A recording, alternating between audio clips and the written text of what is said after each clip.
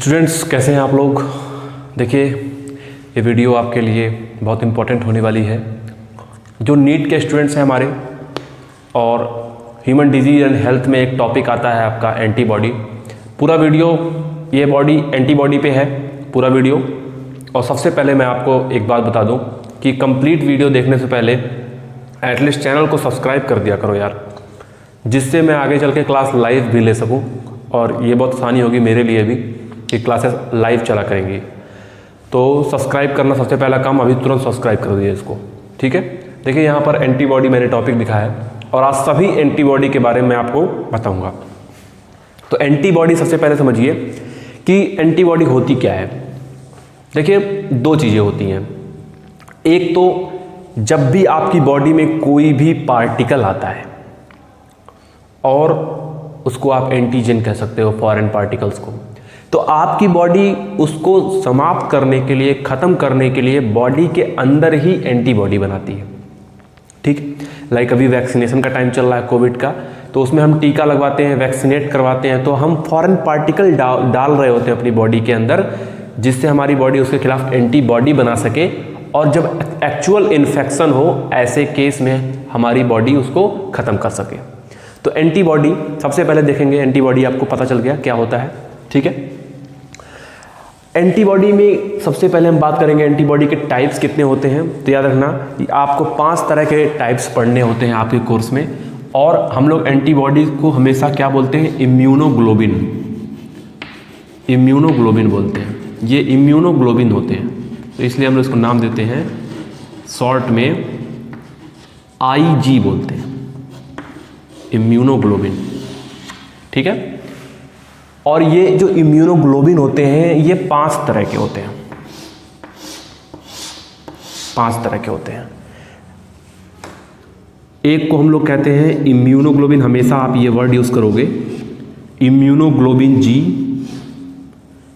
Immunoglobulin A, immunoglobulin M, immunoglobulin D and immunoglobulin E। यहाँ आप लगा सकते हो, यहाँ पे IG, हमेशा इस ऐसे ही ये नोटेड डाउन आता है। जो मेरे नीट के स्टूडेंट्स हैं या 12th के स्टूडेंट्स हैं या फाउंडेशन के स्टूडेंट्स हैं, वो बहुत ध्यान से चीज़ों का स्क्रीनशॉट लेते रहेंगे। सबसे पहले हम लोग यहाँ पर पढ़ेंगे इम्यूनोग्लोबिन G के बारे में। देखिए ये जो ऑर्डर मैंने लिखा है इसका भी कुछ ना कुछ मतलब है, ठीक है। ये जो ऑर्डर मैंने यहाँ नोट डाउन किया है इसका कुछ ना कुछ मतलब है, अभी समझाता हूँ।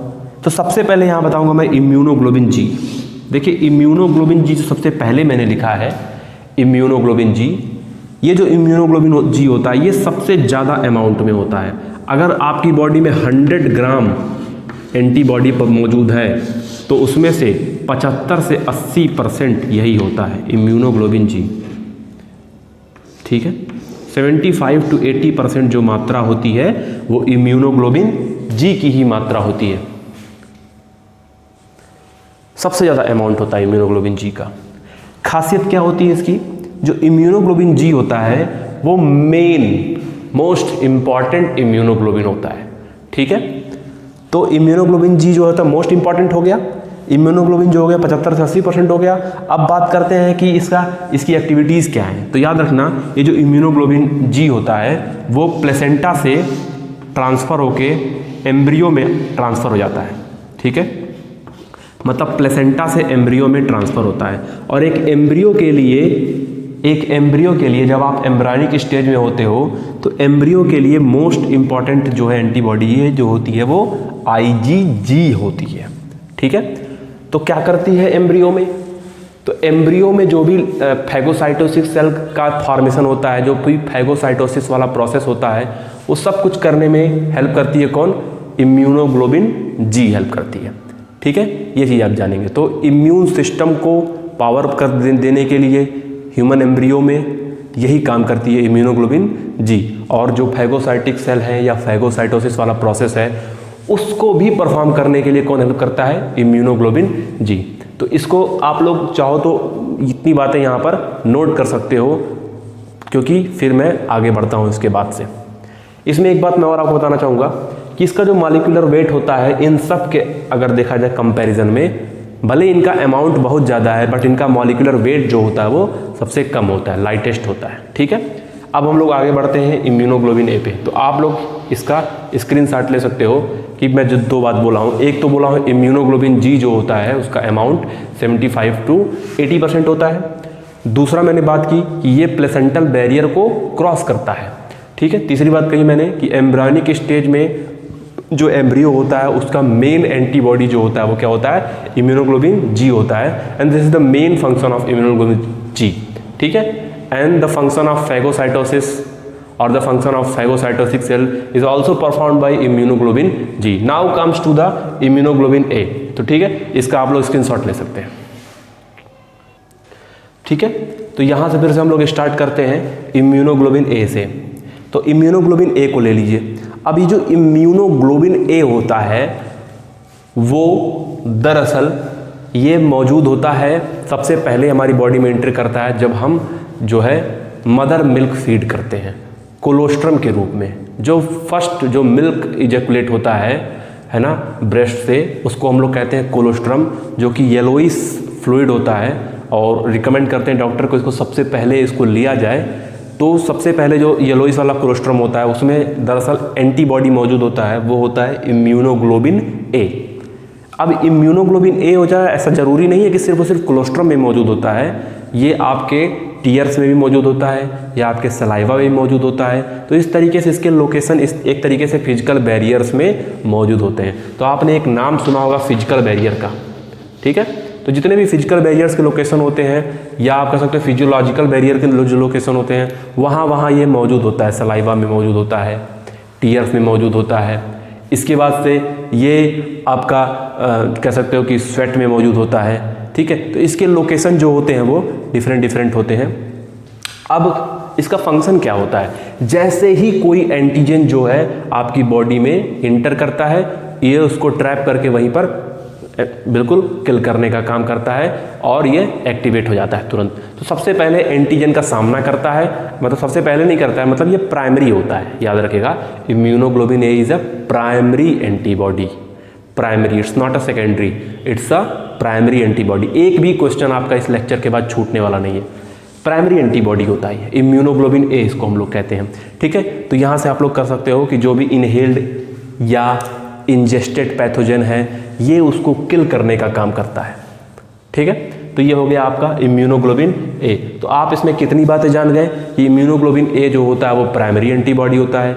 इम्यूनोग्लोबिन ए जो होता है आपका वो कोलोस्ट्रम में मौजूद होता है। कोलोस्ट्रम क्या होता है, मदर मिल्क जो इनिशियल स्टेज में सिक्रेट करती है वो कोलोस्ट्रम होता है, येलोइस इन नेचर होता है, उसमें इम्यूनोग्लोबिन ए होता है, करेक्ट, इसका अपीयरेंस येलो होता है। इम्यूनोग्लोबिन ए का काम क्या होता है, जो भी इनहेल्ड या इंजेस्टेड पैथोजन होते हैं ये उसको किल करने का काम करता है। तो इस तरीके से तमाम सारी बातें आप लोग यहाँ पर इसमें जान चुके हैं। अब हम लोग बात करते हैं यहाँ पर इम्यूनोग्लोबिन एम की बात करते हैं। ठीक है, तो जब IgM की बात करूंगा तो इसकी खासियत क्या है, सबसे पहले जानिए कि इसकी खासियत क्या है। जब भी कोई भी एंटीजन आपकी बॉडी में इंटर करता है तो इन सारे के सारे एंटीबॉडी में सबसे पहले जो प्रोड्यूस होता है वो होता है IgM। याद रखना, यही सबसे पहले प्रोड्यूस होता है IgM, उसके बाद ही बाकी सारे प्रोड्यूस होते हैं। तो क्या मैं IgM को ओल्डेस्ट एंटीबॉडी कह सकता हूँ? यस, मैं इसको ओल्डेस्ट या फर्स्ट एंटीबॉडी का नाम दे सकता हूँ। तो इस तरीके से ये जो IgM हो जाता है वो बहुत ही इम्पॉर्टेंट हो जाता है। ठीक है, अब देखिए अगर मैं बात करूँ इनके अमाउंट की तो इनका अमाउंट करीब देखिए यहाँ पर जो IgA था वो करीब 10% होता है, तो ये जो होता है वो 5 से 8% होता है। ठीक है, 5 to 8% ये यहाँ पर होता है। एक मिनट,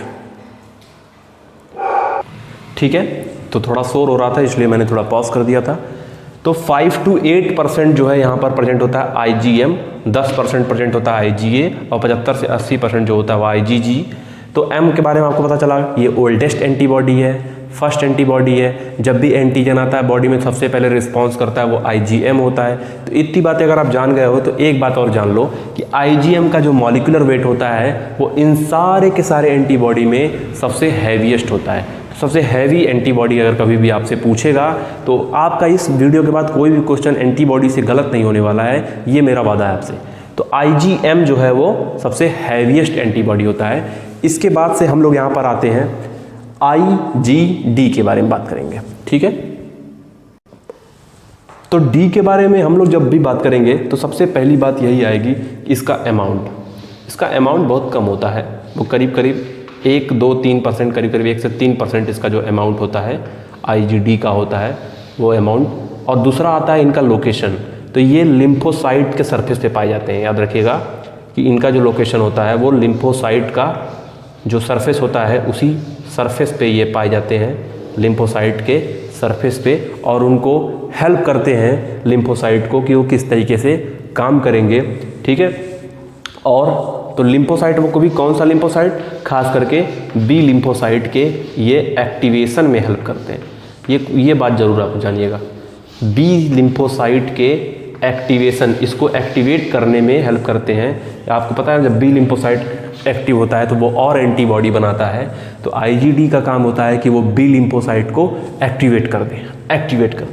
तो बी लिम्फोसाइट जो होता है मेन काम, डी लिम्फोसाइट का काम हो गया वो IgD यानी कि इम्यूनोग्लोबिन D का काम हो गया वो बी लिम्फोसाइट को एक्टिवेट करने का काम करता है। इसी के सरफेस पे ये मौजूद होता है, ठीक है। अब नेक्स्ट आता है आपका IgE। तो इसी के साथ देख लेते हैं IgE। आप आई होप आप ये सब चीज़ों का नोट्स जरूर बना रहे होगे, तो अच्छी बात है। IgE जो होता है वो एलर्जिक रिस्पॉन्स के लिए रिस्पॉन्सिबल होता है।